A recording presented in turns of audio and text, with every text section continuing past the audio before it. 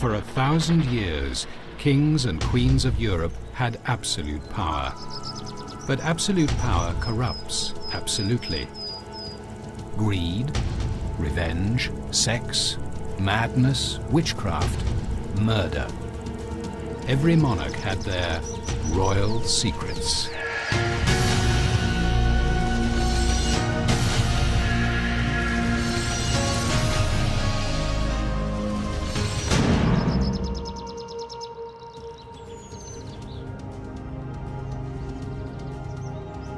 Kings have always tried to hold on to their power.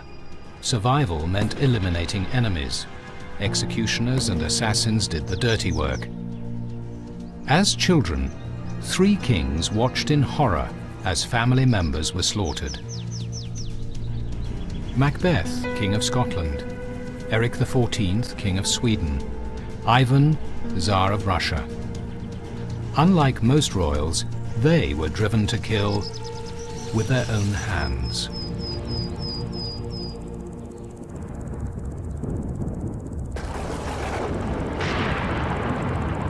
A savage storm over Moscow. The year is 1530. A ruler has been born under a bad sign. It was the first of many omens plaguing the monarch who would bring Russia 40 years of torture and death.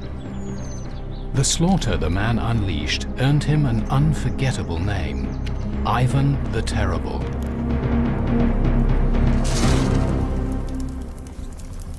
And it all started in his unusual childhood. Ivan's father, Tsar Vasily, died when Ivan was 3. Somebody poisoned Ivan's mother shortly thereafter. For 10 years he was a royal orphan, imprisoned and abused by his guardians.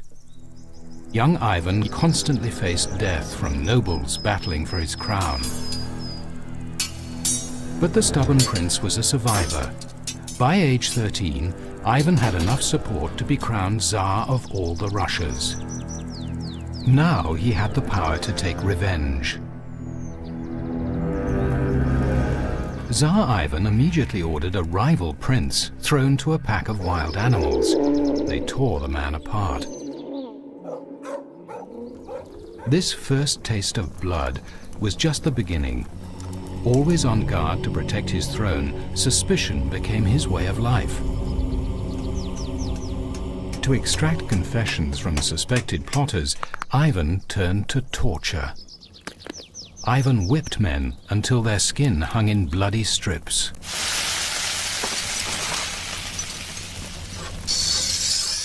Red-hot pincers probed their wounds. But the worst was saved for last.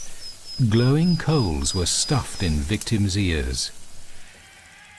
After Kremlin dinners, Ivan led appalled guests on tours of his torture chamber. Despite his tortures and executions, Ivan considered himself a religious man. Religious leaders built a great cathedral in honor of the young Tsar, cementing his lifelong relationship with the Orthodox Church. So after stressful periods of brutal bloodletting, a pious Ivan retreated into monasteries to pray. The more atrocious his acts, the harder Ivan prayed. The time known as the Terror had begun. By the time he was 30, Ivan had earned the name that would make him infamous: Grozny, the Terrible. In 1570, Ivan heard rumors that the beautiful, wealthy city of Novgorod was aiding his enemies, but there was no proof. So the paranoid Tsar reached the safest conclusion. He condemned the entire city to death.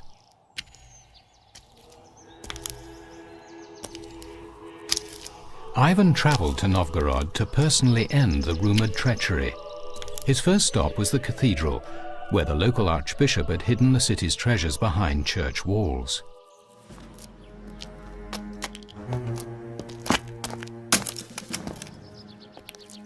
Ivan searched for the booty. With his favorite iron rod, the Tsar probed stonework to find hollow hiding places. Ivan found the treasure and removed 300 wagon loads of gold and jewels. The religious Ivan stopped short of killing the archbishop. Instead, he humiliated him and drove him out of town. The archbishop was lucky. Others were not. When the church bell ringer rang his bell too loudly, Ivan had the man's tongue cut out.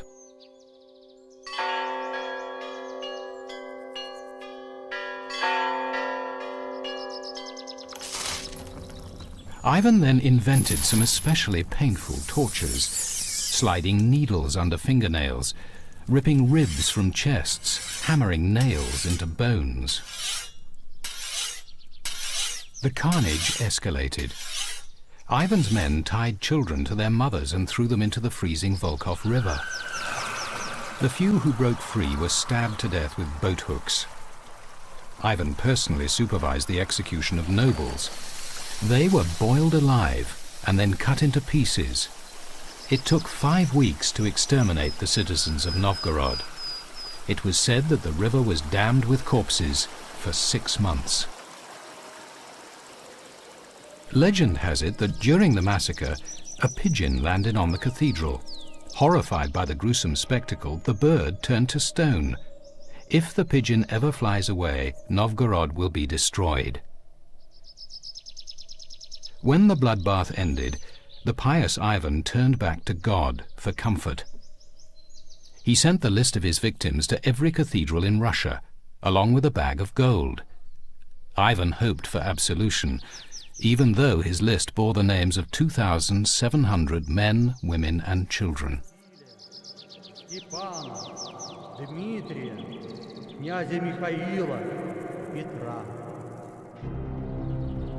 After Novgorod, Ivan's descent into paranoia and violence accelerated.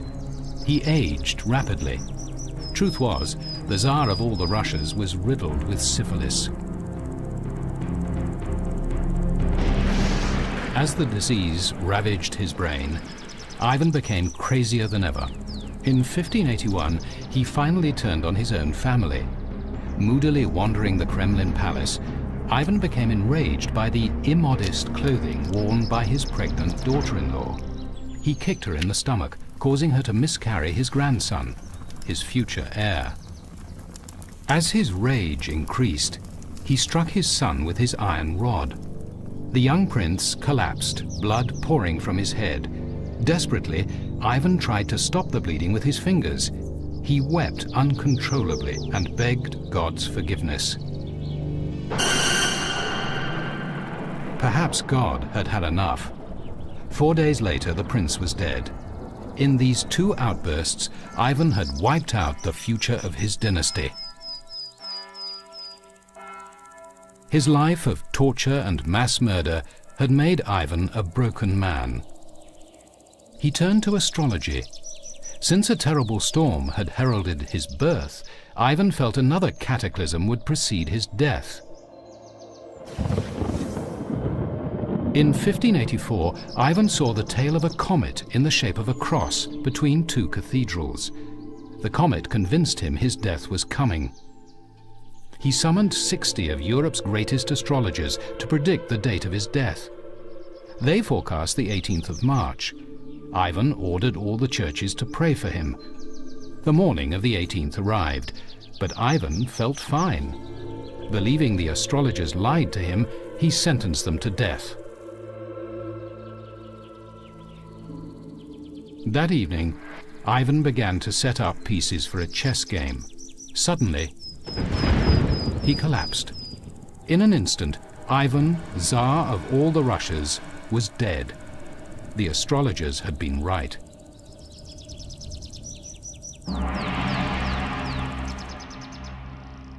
A monument to 1,000 years of Russian history stands in the city of Novgorod.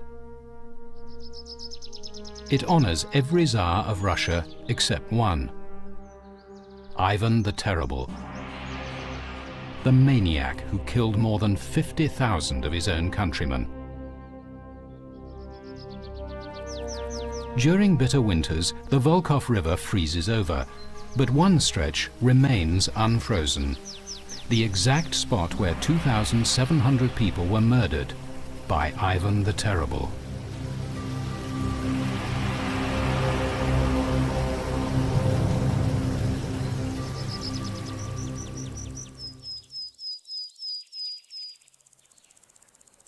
At the same time Ivan was wreaking havoc across Russia, the Renaissance was in full flower 800 miles away in the Swedish court of King Erik XIV.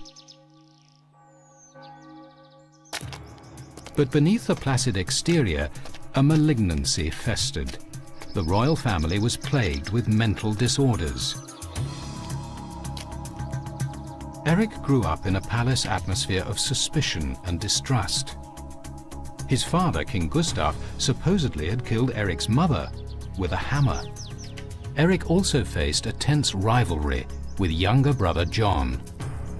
Resentful he'd never be king, John lurked, a shadow over Erik's life. But John would never be king while Erik was alive.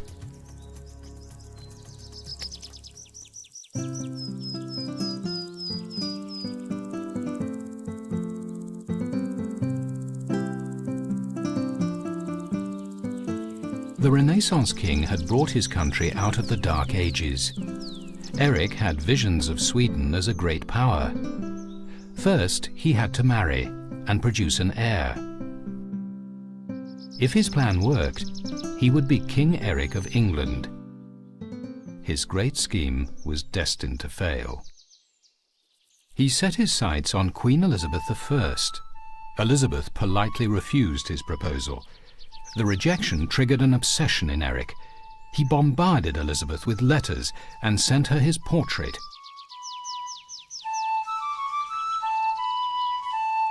Erik's fixation growing, he set sail to claim her by force. Fortunately for Elizabeth, storms and seasickness turned Erik back. Erik's obsession only got worse. He proposed to many princesses. They all said no. Paranoid, he imagined a plot to destroy his dynasty. Brother John reinforced his delusion by successfully marrying a Polish princess.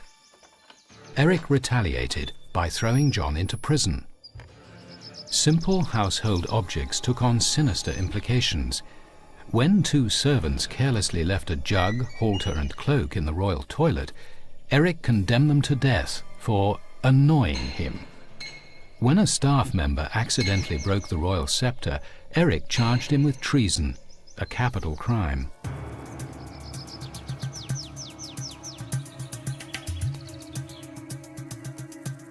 Howling voices haunted the king's head.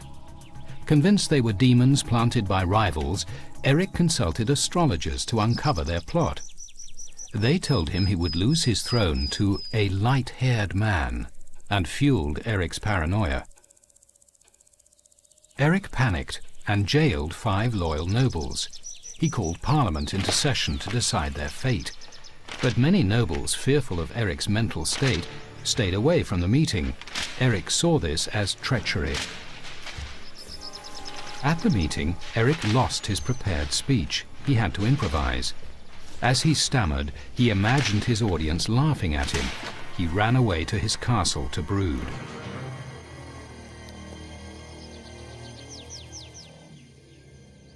Several days later, the erratic Erik calmly emerged. He asked his prisoners for forgiveness.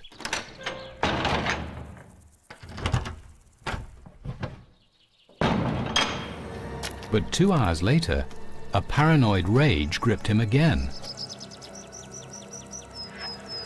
Fired by his inner demons, he stormed into a noble's cell. Screaming the man was a traitor, Erik stabbed him to death. Raving, the king ordered guards to kill the other prisoners. 4 more nobles were butchered.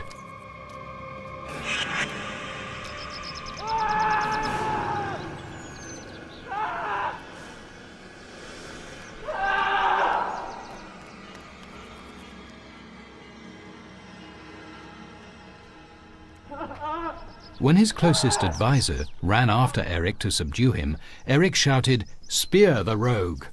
Unquestioning guards hacked the old man to death.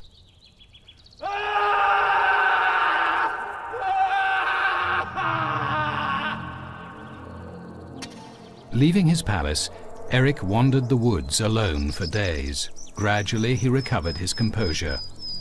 Guilt over his murders compelled Eric to offer gold to the victims' families. They refused to take it. The king now issued a proclamation, thanking God for his deliverance from the devil, and commanded his subjects to pray for him. He even let his brother John out of prison. But Eric's subjects now knew their king was not fit to rule.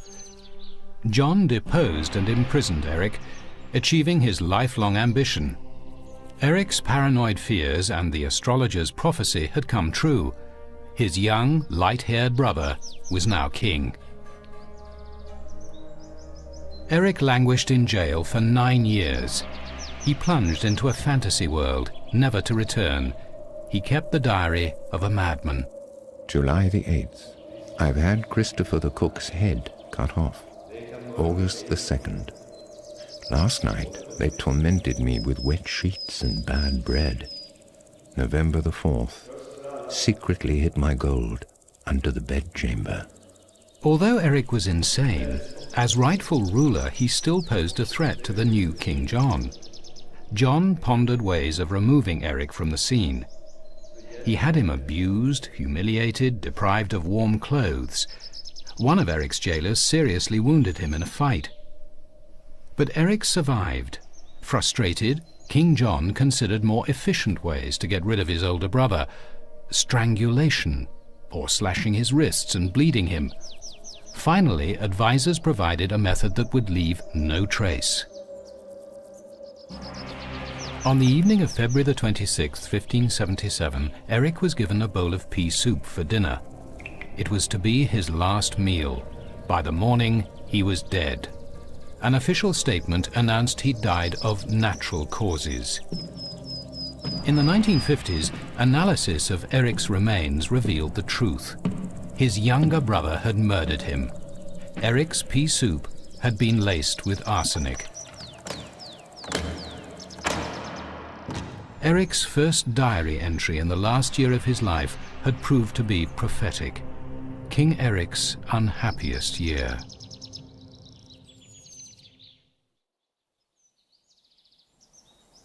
Unlike the sophistication of Renaissance Sweden, life in 11th century Scotland was short, nasty and brutish. These were the Dark Ages. Savagery ruled a bleak, chaotic land. Clan fought clan and kings ruled by the sword. This brutal world was home of another troubled monarch, Macbeth.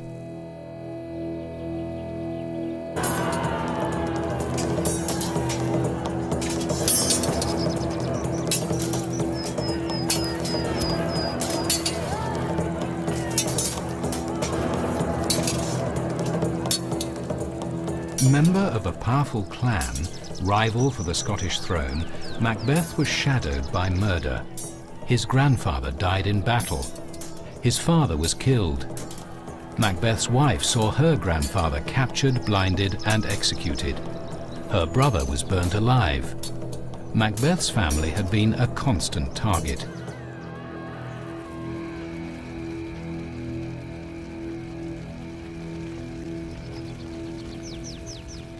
Macbeth blamed the bloody mayhem on the King of Scotland, Duncan I. He reasoned that killing Duncan would both avenge his family's murders and gain him the throne.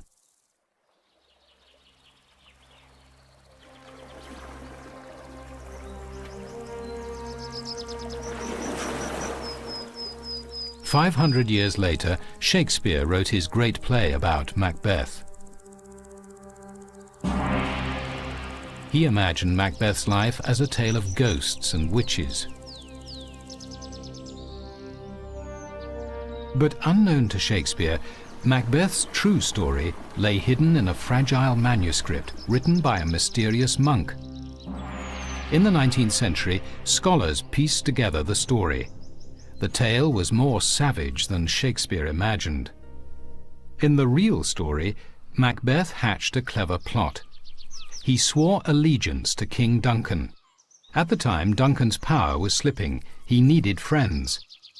Duncan trusted Macbeth and gave him an army to help defend his kingdom. Macbeth now drew closer to vengeance and the crown.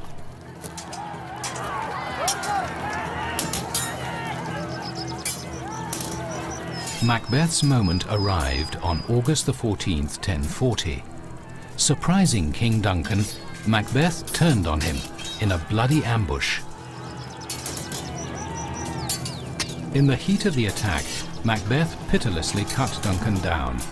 The mortally wounded king lay on the battlefield, left to die.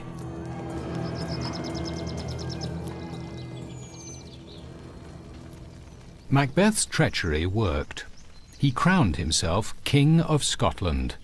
He had avenged his family's murder. The next 10 years were the most peaceful Scotland had ever known. But a guilty conscience and fear of retaliation haunted Macbeth. Murdering a king was a mortal sin. His killer instinct faltered.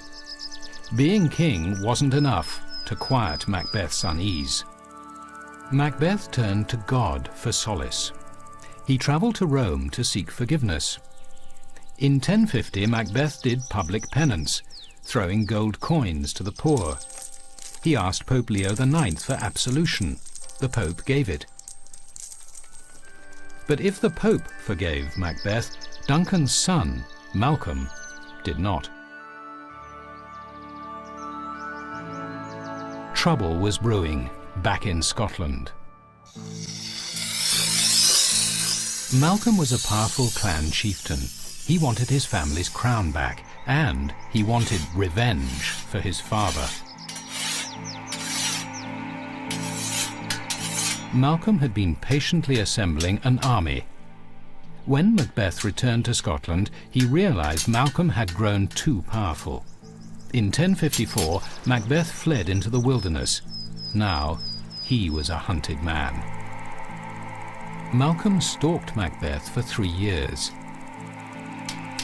He had taken Macbeth's crown, but he had to take Macbeth's life to satisfy his appetite for revenge.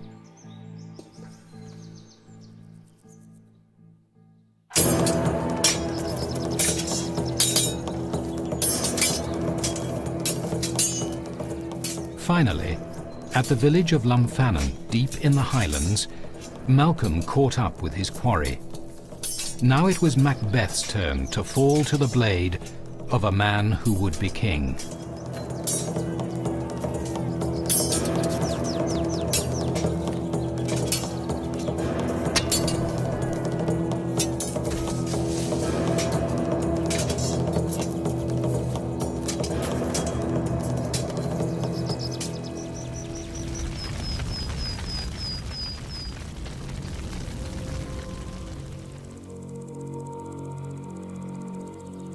In 17 years and 1 day, the story had come full circle. Macbeth had killed a king to gain the crown, and now that man's son had taken Macbeth's life.